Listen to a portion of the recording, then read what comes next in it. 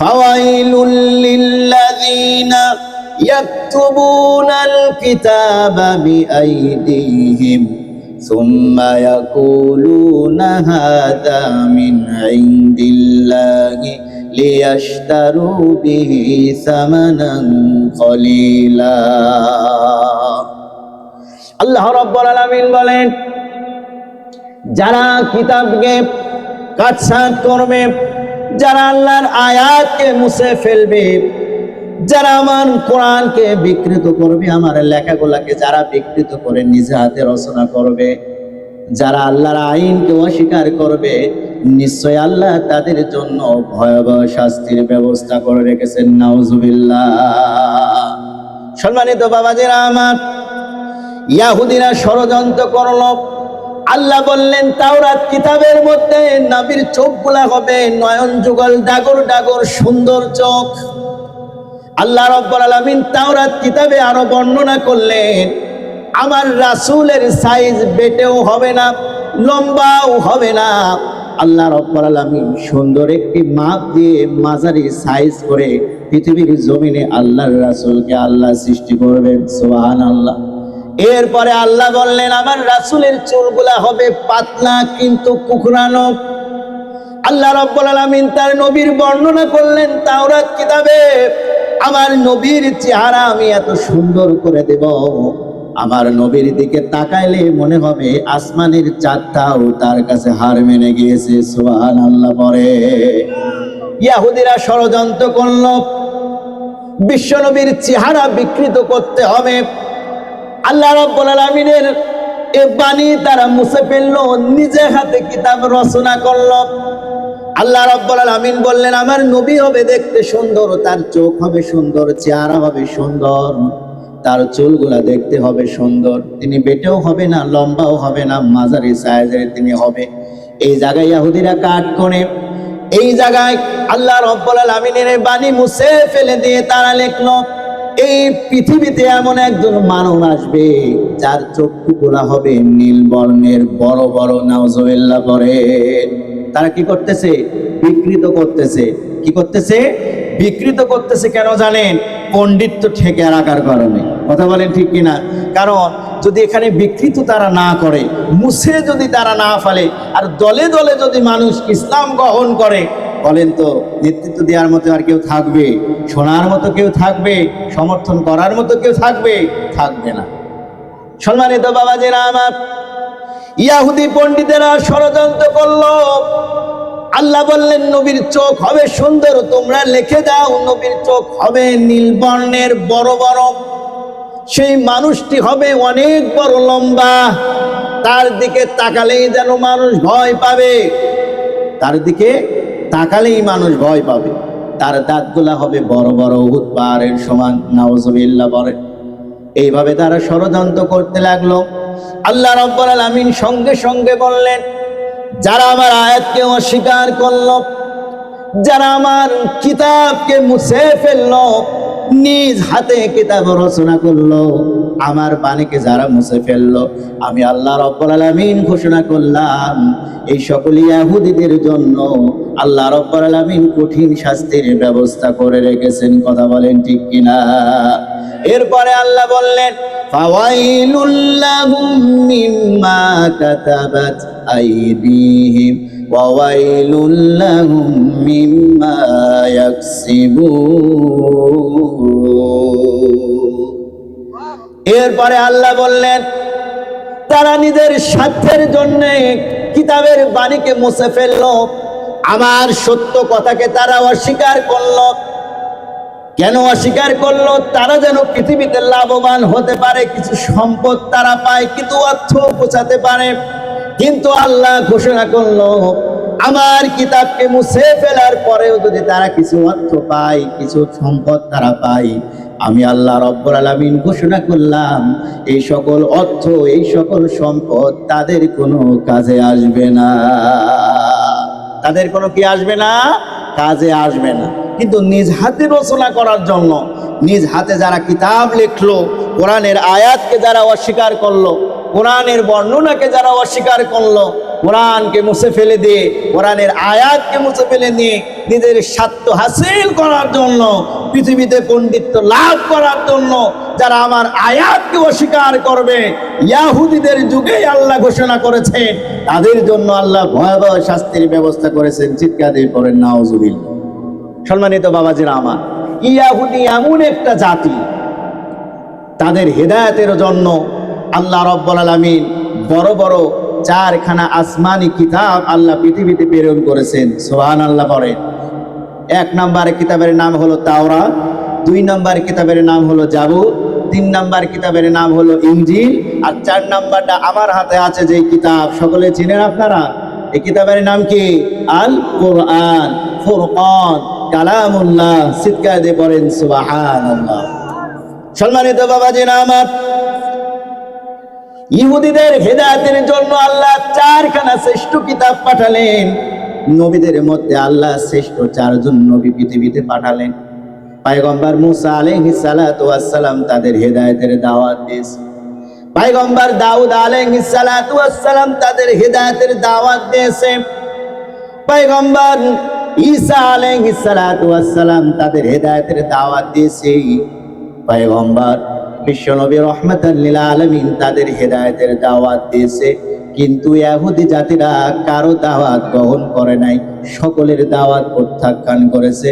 শুধু তাই নয়, যুগে যুগে অনেক নবী রাসূলকে ইহুদিরা হত্যা করেছে। নাউজুবিল্লাহ পড়ে। সম্মানিত বাবাজিরা আমার, এবার আসুন ইহুদি কেমন জাতি আপনাদের জানা দরকার আছে না নাই? কেন মুসলমানের সাথে ইহুদিদের এত শত্রুতা? পয়গম্বর মুসা আলাইহিস সালাতু ওয়াস সালামের জামানায় ফিরআউনকে যখন পয়গম্বর মুসা আলাইহিস সালাতু ওয়াস সালাম ইসলামের দাওয়াত দিলেন, সরাসরি আল্লাহর কালিমার কথা বললেন, ফিরআউন বলে, মুসা তুমি যেই রবের কথা বলতেছো আমি তো নিজেই রব, কেমন করে তোমার রবের গোলামি করব? কথা বলেন ঠিক কিনা? ফিরআউন রাগান্বিত হয়ে পয়গম্বর মুসা আলাইহিস সালাতু ওয়াস সালামকে ধাওয়া করলেন। মুসা আলাইহিস সালাতু ওয়াস সালাম তিনি যখন তার দলবল নিয়ে সামনে চলে গেল, সামনে যাওয়ার পরে বিশাল একটি নদী দেখলেন। এই সমুদ্র এত গভীর, পয়গম্বর মুসা আলাইহিস সালাতু ওয়াস সালাম কোনোভাবেই সমুদ্র পার হবার মতো কোনো রাস্তা নাই। আল্লাহ রাব্বুল আলামিনের কাছে পয়গম্বর মুসা আলাইহিস সালাতু ওয়াস সালাম দোয়া করলেন, আল্লাহ বিপদে পড়েছি, হেফাজত করবেন যিনি, তিনি কে? আল্লাহ রাব্বুল আলামিনের কাছে দোয়া করলেন। আল্লাহ রাব্বুল আলামিন বললেন, মুসা তোমার হাতে কি? পয়গম্বর মুসা আলাইহিস সালাতু ওয়াস সালাম বললেন, আল্লাহ আপনার দেয়া মুজিজা লাঠি। আল্লাহ বললেন, মুসা সমুদ্রে লাঠি দিয়ে আঘাত করো। মুসা আলাইহিস সালাতু ওয়াস সালাম যখন তার হাতের লাঠি দিয়ে আঘাত করলো, আঘাত করার সঙ্গে সঙ্গে 12টি গোত্রের জন্য আল্লাহ রাব্বুল আলামিন 12টি রাস্তা তৈরি করে দিলেন। সুবহানাল্লাহ। রাস্তা যিনি তৈরি করে দিলেন তিনি কে? ফিরআউনের অনিষ্টতা থেকে মুসা আলাইহিস সালাতু ওয়াস সালাম এবং তার দলকে যিনি বাঁচালেন তিনি কে? এখনো যদি আমরা বিপদে মুসিবতে পড়ে আল্লাহর কাছে ঈমান থেকে নেক দিলে দোয়া করি, এই বিপদ থেকে যিনি বাঁচাবেন তিনি কে? আল্লাহ। সম্মানিত বাবাজিরা আমার, আল্লাহ রাব্বুল আলামিন ফিরআউনের অনিষ্টতা থেকে তাদেরকে বাঁচালেন। 12টি গোত্রের জন্য আল্লাহ 12টি রাস্তা তৈরি করে দিলেন। এই ইহুদিরা যখন ভবঘুড়ির মতো ঘোরাফেরা করছিল, তাদের কোনো খাদ্যের ব্যবস্থা ছিল না, তাদের কোনো পানাহারের কোনো ব্যবস্থা ছিল না, পান করার জন্য সুস্বাদু কোনো পানির ব্যবস্থা ছিল না। তাদের পাপের জন্য আল্লাহর কাছে যখন ক্ষমা চাইলেন, আল্লাহ রাব্বুল আলামিন দয়া করে মায়া করে তাদের জন্য মান্না ওয়াস সালওয়া এই বিশেষ নিয়ামত নামক খাবারের ব্যবস্থা আল্লাহ করে দিলেন। সুবহানাল্লাহ। আল্লাহ রাব্বুল আলামিন কোরআনুল কারীমের সূরাতুল বাকারার মধ্যে আল্লাহ বলছেন, ওয়াযাল্লালনা আলাইকুমুল গামামা ওয়া আনজালনা আলাইকুমুল মান্না ওয়াস সালওয়া কুলু মিন তাইয়্যিবাতি মা রাযাকনাকুম وما ظلمونا ولكن كانوا أنفسهم يظلمون আল্লাহু আকবার বলে। আল্লাহ রাব্বুল আলামিন বললেন, ইহুদিরা কেমন জাতি এইবার দেখেন। যখন ভবঘুরির মধ্যে মরুভূমির মধ্যে ঘুরতেছিল, কোনো খাদ্যের ব্যবস্থা ছিল না। আয়াতের তাফসীর পড়লে বোঝা যায়, তাফসীর কারকগণ লিখেছেন মান্না ওয়াস সালওয়া পৃথিবীর যেমন তেমন কোনো খাবার নয়, সরাসরি আল্লাহ রাব্বুল আলামিন আসমান থেকে এই খাবার তাদের জন্য জমিনে আল্লাহ বর্ষণ করে দিতেন। সুবহানাল্লাহ। এই খাবারগুলা গাছের ডালে শিশির কণার মতো ঘাসের সঙ্গে প্রাকৃতিকভাবে আল্লাহ রাব্বুল আলামিন এই খাবারগুলা তাদের জন্য সরবরাহ করত। আর এই খাবার দুনিয়ার যেমন তেমন খাবারের মতো নয়। কিতাবের মধ্যে বলা হয়েছে এই খাবারগুলা মধুর থেকেও বেশি পুষ্টিময় খাবার। সুবহানাল্লাহ বলে, এই খাবারগুলা মধুর থেকেও পুষ্টিময়, সুন্দর স্বাদের খাবার। মান্না ওয়াস সালওয়া, এই বিশেষ খাদ্য যখন তারা পেতে থাকলো, তারা এই খাবার যখন খাইতে থাকলো, কিছুদিন পরে তারা এই খাবারের অপচয় শুরু করলো, খাদ্যগুলা নষ্ট করতে লাগলো।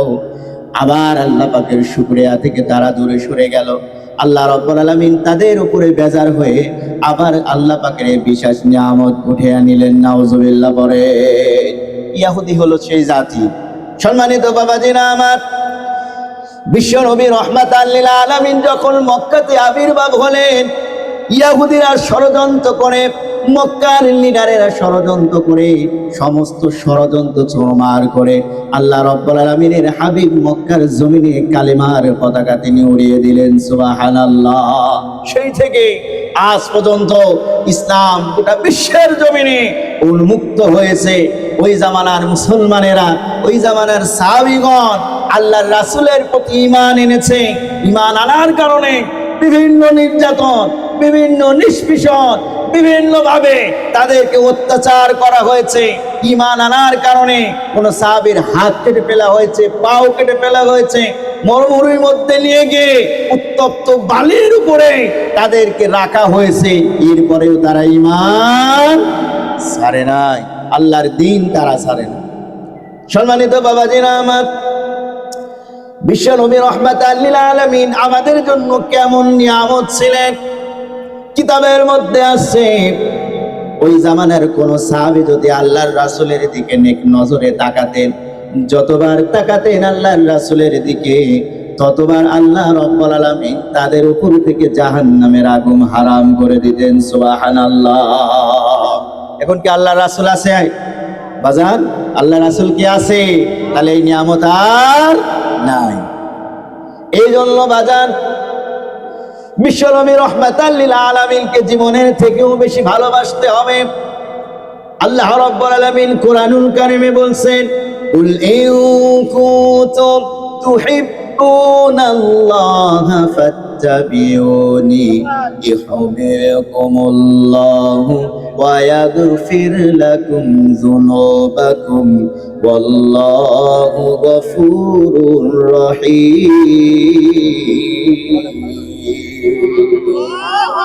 যতক্ষণ না পর্যন্ত তোমাদের আত্মীয় স্বজন, তোমাদের সন্তান, তোমাদের স্ত্রী, তোমাদের পিতামাতা, তোমাদের পরিবার পরিজন এর থেকেও আমার রাসূলকে বেশি ভালোবাসতে না পারবে, ততক্ষণ পর্যন্ত তোমরা আল্লাহর ভালোবাসা পাবে না।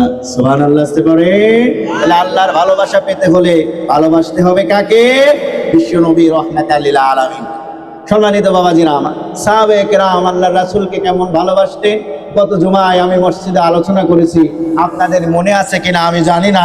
বিশ্বনবী রাহমাতাল লিল আলামিন যখন ঘেমে যেতেন, বলেন তো আল্লাহর রাসূলের ঘাম কি আমার আপনার ঘামের মতো দুর্গন্ধময় ঘাম?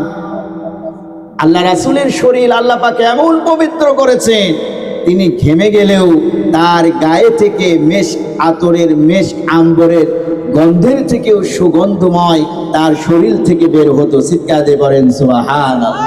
বিশ্বনবী রাহমাতাল লিল আলামিন ঘেমে যাচ্ছে, আর কিছু সাহাবী এরকম সামনে বসা আছে, আর এই ঘামগুলা তুলে তুলে তারা গায়ে মাখতেছে। আল্লাহ রাসূল বললেন যে সাহাবীরা তোমরা কি এমন পাগলামি করতেছো, কারণ কি? আমি তো গরমের কারণে ঘেমে যাচ্ছি, আর তোমরা এই ঘাম তোমাদের শরীরে মাখাচ্ছ, এর কারণ কি?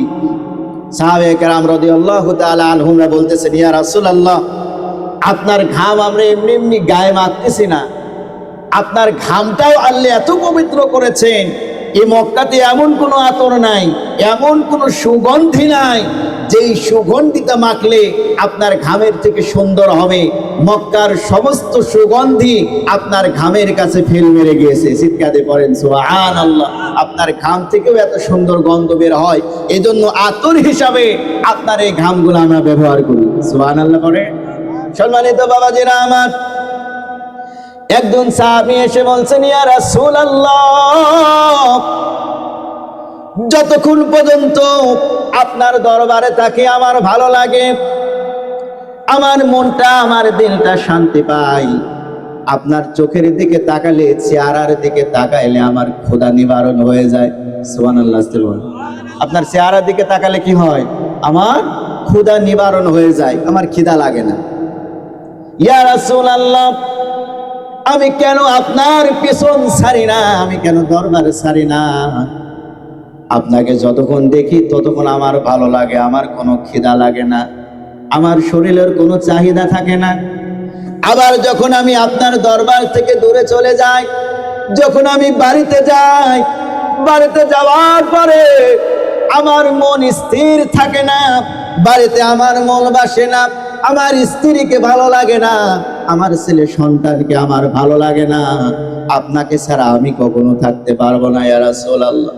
কিন্তু আজকে আমার মনের কাছে একটা প্রশ্ন জেগেছে, আপনি হলেন আখেরি পয়গম্বর, শুধু তাই নয়, এই পৃথিবীতে যত নবী রাসূলগণ আল্লাহ পাঠিয়েছে, সমস্ত নবীর সরদার আল্লাহ আপনাকে করেছে। সমস্ত নবীর থেকে সুন্দর, সমস্ত নবীর ইজ্জতের থেকে আপনার ইজ্জত আল্লাহ বেশি দিয়েছেন। আপনি যখন ইন্তেকাল করবেন, আপনার ইন্তেকালের পরে অন্য অন্য নবীরা আপনার জান্নাতের সাথে হবেন। সুবহানাল্লাহ পড়ে। নবীরা আর কখনো সাহাবীরা এক হতে পারে? নবীরা হলো আল্লাহর দূত, আল্লাহর রাসূল, আল্লাহর পক্ষ থেকে যারা এসেছে তাদের অন্তর পবিত্র, তাদের মুখ পবিত্র, তাদের জবান পবিত্র, তাদের সমস্ত শরীর পবিত্র। এই পৃথিবীতে এমন কোন নবী নাই যেই নবীটা মিথ্যা কথা বলেছেন। সুবহানাল্লাহ বলে। শুধু তাই নয়, বিশ্বনবী রাহমাতাল লিল আলামিন এমন একজন নবী, তার 63 বছর জিন্দেগিতে আল্লাহর রাসূল একটা মিথ্যা কথা জমিনে বলে নাই। সুবহানাল্লাহ করে। 63 বছর জিন্দেগিতে একটা কথাও তিনি বলে নাই। তিনি কি? জনাবে মুহাম্মদুর রাসূলুল্লাহ সাল্লাল্লাহু আলাইহি ওয়াসাল্লাম। আর আমি আপনি দিনের মধ্যে কয়টা বলি? যদি থাকে দাসুরিয়া, কোনো টাকা, যদি কোনো ব্যক্তি, যদি আপনার বন্ধু যদি আপনার থেকে টাকা পায় আর যদি বলে, দোস্ত কোথায় আছো? দোস্ত এতক্ষণ ছিলাম দাসুরিয়া, এখন আছি পাবনায়। কোথায় আছি? পাবনায়। এই যে একটা ইচ্ছাকৃত ভাবে মিথ্যা কথা বলা, হাদিস শরীফের মধ্যে আসছে, আপনাদের যাদের ছোট সন্তান আছে, যাদের বাচ্চা 2 বছরের, 3 বছরের, 5 বছরের, বাবা যখন বাড়ি থেকে বের হয়ে যায় তখন সন্তান কান্না করে না? বাবার সাথে থাকতে থাকতে সন্তানের একটা আলাদা মায়া হয়ে যায়, বাবাকে ছাড়া সন্তান থাকতে পারে না। আর এটা হলো আমাদের প্রকৃতির নিয়ম এবং আল্লাহ পাকের একটা কালেকশন। সন্তান যখন ছোট থাকে 5 বছর পর্যন্ত সন্তান বাবা মায়ের কোল থেকে সরে যায় না, বাবা মায়ের কলিজার টুকরা হয়ে থাকে। আর ওই সন্তান বাবা মা ছাড়া কিছুই বোঝে না। যখন বাড়ি থেকে বের হয়ে যাবার সময় সন্তান কান্না ধরে, আমরা সন্তানকে বুঝতি, বাবা তুমি বাড়িতে বসে থাকো, তোমার জন্য মজা কিনে আনবো, অমুক খেলনা কিনে আনবো, অমুক জিনিস কিনে আনবো, তুমি থাকো, আমি আসতেছি। কথা বলেন ঠিক কিনা? সন্তান বাবার জন্য চেয়ে থাকে, আশা করে থাকে, আমার বাবা বলেছে মজা কিনে আনবে, আমার বাবা বলেছে আমার জন্য খেলনা কিনে আনবে।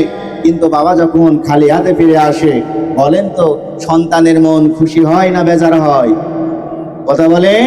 ওই ছোট বাচ্চার সাথে এটা মিথ্যা কথা বলা হলো না? কি বলা হলো? মিথ্যা কথা বলা হলো। হাদিস শরীফের মধ্যে আছে, বাচ্চাকে কান্না থামানোর জন্য মিথ্যা কথা বলা জায়েজ না। আর আমরা প্রতি সেকেন্ডে সেকেন্ডে মিথ্যা কথা বলি। দিনের মধ্যে যদি 100টা কথা বলি, আমার মনে হয়, আমার অভিজ্ঞতা থেকে বলছি, মনে হয় একজন মানুষ 100টা কথা বললে তার 95%ই মিথ্যা বলে। কথা বলেন ঠিক কিনা? সম্মানিত বাবাজিরা আমার, বিশ্বনবী রাহমাতাল লিল আলামিন তার 63 বছর জিন্দেগিতে একটা মিথ্যা কথাও বলে নাই, কোনো মানুষকে ঠকায় নাই, কোনো মানুষের সাথে প্রতারণা করে নাই, কোনো মানুষের হক নষ্ট করে নাই, কোনো মানুষের সাথে বিনা কারণে কোনো দ্বন্দ্ব করে নাই। সাহাবায়ে কেরাম, এই সাহাবী যখন আল্লাহর রাসূলকে বললেন, ইয়া রাসূলুল্লাহ, আপনার জান্নাত হবে নবীদের সাথে, আপনি নবীদের সাথে জান্নাতে থাকবেন, আপনার সাথীরা হবে নবীগণ, আমি তো আপনাকে ছাড়া থাকতে পারি না, আপনাকে ছাড়া আমার ভালো লাগে না, আমি চিন্তা করি আপনার ইন্তেকালের পরে আমি কিভাবে থাকবো, আর আল্লাহ যদি আমাকে জান্নাতেও দেয়, আপনি ছাড়া আমার জান্নাত কখনো জান্নাত হবে না। সুবহানাল্লাহ আসতে পারে, আপনি ছাড়া আমার জান্নাত কখনো কি হবে না? জান্নাত হবে না। আমার জান্নাতের বাড়িটা খালি খালি লাগবে। যতই সুসজ্জিত ওখানে থাক, যতই ভালো ভালো খাবার থাক, যতই সুসময়, যতই সুন্দর সুন্দর খাবার থাক, এই খাবারগুলো আমার ভালো, আমি আপনাকে এত বেশি ভালোবাসি। সুবহানাল্লাহ বল। সম্মানিত বাবাজিরা আমার, বিশ্বনবী রাহমাতাল লিল আলামিনকে সাহাবী আবার প্রশ্ন করলেন, ইয়া রাসূলুল্লাহ, আপনি জীবিত থাকতে আমাকে একটা সত্য কথা বলতে হবে, আপনার ইন্তেকালের পর আমি কি আপনার সাথে জান্নাতে থাকতে পারবো? বিশ্বনবী রাহমাতাল লিল আলামিন কোনো কথা বলে না, কারণ নবীদের ইজ্জত আর সাহাবীদের ইজ্জত কখনো এক হতে। বলেন তো, প্রশ্ন করতে চাই, প্রধানমন্ত্রী যেই চেয়ারে বসে, আমার মতো অধমের সেই চেয়ারে বসা সম্ভব? সম্ভব? দাসুরা ইউনিয়ন পরিষদে যে চেয়ার আছে, ওই চেয়ারে কি আপনাদের বসা কারো সম্ভব? কারণ ওই চেয়ারের যোগ্য আমরা। চেয়ারের যোগ্য কি আমরা? যোগ্য মানুষই যোগ্য চেয়ারে বসবে, যোগ্য মানুষই রাষ্ট্র শাসন করবে, যোগ্য মানুষই ক্ষমতায় বসবে। আর যদি যোগ্য মানুষেরা ক্ষমতা বসে যায়, সমাজের মধ্যে কোনো অন্যায় চলবে না, অত্যাচার চলবে না, জুলুম চলবে না, বাইশটা হয়ে যাবে সোনার দেশ, মানুষগুলা হয়ে যাবে সোনার মানুষ। কথা বলেন ঠিক কিনা? বিশ্বনবী রাহমাতাল লিল আলামিন কোনো কথা বলে না, শুধু কান্না করে। আল্লাহ রাব্বুল আলামিন সঙ্গে সঙ্গে জিবরিল আলাইহিস সালাতু ওয়াস সালামকে পাঠালেন। জিবরিল আলাইহিস সালাতু ওয়াস সালাম এসে বললেন, ইয়া রাসূলুল্লাহ, আল্লাহ রাব্বুল আলামিন বলেছেন, মান হাব্বা লিল্লাহ ওয়া মান আবগাদা লিল্লাহ। আল্লাহু আকবার বলে। আল্লাহ রাব্বুল আলামিন বলেছেন, ইয়া রাসূলুল্লাহ, আপনার এই সাহাবীকে আপনি জানিয়ে দিন, এই পৃথিবীতে কোনো মানুষ যদি নবীর সাথে মহব্বত করে, এই পৃথিবীতে কোনো মানুষ যদি ভালো মানুষের সাথে মহব্বত করে, এই পৃথিবীতে কোনো মানুষ যদি একজন আলেমের সাথে মহব্বত করে, এই পৃথিবীতে কোনো মানুষ যদি একজন নেককার মানুষের সাথে মহব্বত করে, এই পৃথিবীতে কোনো মানুষ যদি কোনো সৎ মানুষকে মহব্বত করে, ভালোবাসে, আল্লাহ রাব্বুল আলামিন বলেছে, এই পৃথিবীতে যে যাকে ভালোবাসবে, কিয়ামতের ময়দানে আল্লাহ রাব্বুল আলামিন তার সাথে তার হাসর নাসর করাবে। সুবহানাল্লাহ পড়ে। জিবরিল আলাইহিস সালাতু ওয়াস সালাম বলতেছেন, ইয়া রাসূলুল্লাহ, আপনার কান্না করার কোনো দরকার নাই, টেনশনের কোনো দরকার নাই, আপনার এই সাহাবীর উপরে আল্লাহ খুশি হয়ে গিয়েছেন, আপনি সাহাবীকে সুসংবাদ জানিয়ে দিন, আপনাকে এরকম ভালোবাসার কারণে কিয়ামতের ময়দানে আল্লাহ রাব্বুল আলামিন আপনার এই সাহাবীকে আল্লাহ রাব্বুল আলামিন আপনার সাথে জান্নাতের সাথী বানিয়ে দিবে।